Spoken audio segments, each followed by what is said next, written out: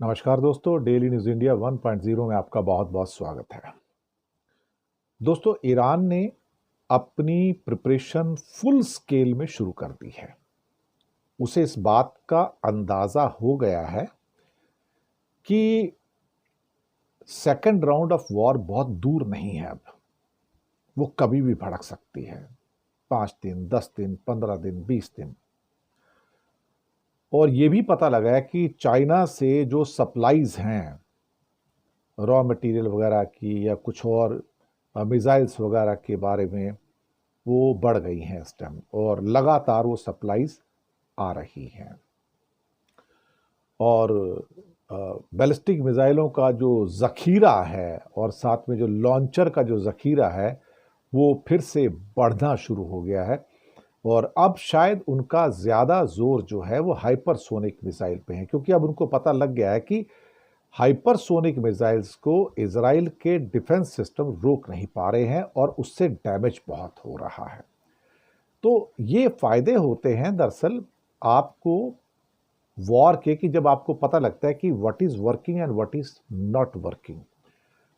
तो अब इस बात का एहसास तो हो गया कि मेरे हाइपरसोनिक मिसाइल्स को ये लोग नहीं रोक सकते और उसको कैसे अब पिन पॉइंटेड एक्यूरेसी के साथ मारा जाए, ताकि अगर हो सकता है 10 मिसाइल छोड़ी जाएं और 2-3 रुक भी जाएं तो भी 7 मिसाइल वहां पर जाके इतना ज्यादा डैमेज कर दें कि अगला आदमी फिर चिल्लाए कि डैडी मुझे बचाओ, डैडी मुझे बचाओ। लेकिन अब डैडी कितनी जल्दी बार बार आएंगे तुमको बचाने के लिए, और क्यों आएंगे, और कितनी बार फिर से नतांज में, फोर्दो में, इस्फहान में अटैक करेंगे। और अगर वो अटैक करते हैं और वहां से अपनी फोर्सेस को भेजते हैं तो फिर उसके बाद तो पूरा का पूरा गल्फ स्वाहा हो जाएगा, क्योंकि अमेरिका अगर एक बार फिर से एंटर कर गया तो फिर ईरान के जो अटैक होंगे 15-16 जो उनके बेसिस हैं वो भी हो जाएगा। साथ में जो हूतीस की वहां पर जो फैक्ट्री थी उसको दोबारा से बना दिया गया और वहां पे मिसाइल अब शुरू हो गई हैं। अभी तक उनके पास बैलिस्टिक मिसाइलों की काफ़ी कमी हुआ करती थी और हो सकता है कि चाइना के साथ कोई और देश जैसे कि नॉर्थ कोरिया वो भी कुछ सप्लाईज दे के इस समय ईरान की मदद कर रहा हो। और ईरान के अंदर चूंकि उनके एक्सपर्ट्स तो हैं ही, आप जितनी मर्जी बिल्डिंग्स का सत्यानाश कर दो, कुछ भी कर दो, लेकिन ईरान की जो एक्सपर्टीज़ है, जो नॉलेज है उनके पास मिसाइल्स बनाने की, वो तो उनके पास है ही।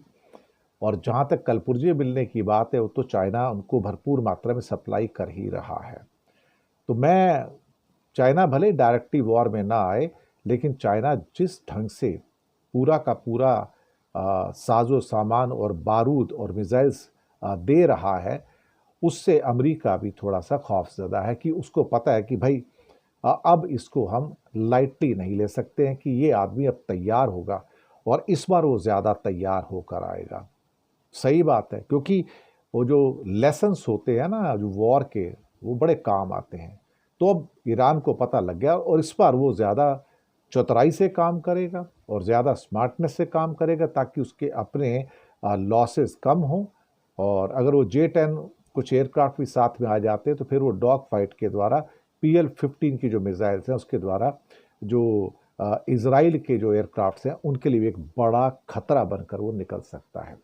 तो चीज़ें धीरे धीरे बिगड़ तो रही हैं, लेकिन इज़राइल के लिए भी कोई बहुत खुशनुमा सिचुएशन नहीं है। उसे पता है कि अगर दोबारा से जंग शुरू हो गई तो फिर उसका कोई अंत नहीं है, फिर बर्बादी ही है। बर्बादी तो दोनों साइड की होगी, लेकिन इज़राइल की बर्बादी बहुत ज़्यादा होगी क्योंकि एरिया छोटा है और वहाँ बर्बादी आपको ज़्यादा नज़र आएगी। खुदा जाने क्या स्टोर में है, लेकिन जो कुछ भी होगा शायद बुरा ही होगा। और ऐसा एहसास होता है कि ये जंग कोई अब बहुत ज़्यादा दूर नहीं है अभी, और ईरान अंदर ही अंदर बहुत तेज़ी से 24 घंटे प्रिपरेशन कर रहा है।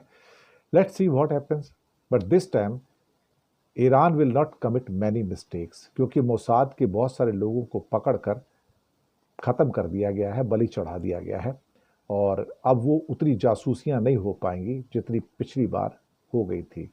तो जो सबक मिलते हैं उससे इंसान बेहतर स्ट्रेटजी बनाता है, और मुझे लगता है कि ईरान इस बार और ज़्यादा स्ट्रांग होकर निकल कर आएगा। शुक्रिया आपका।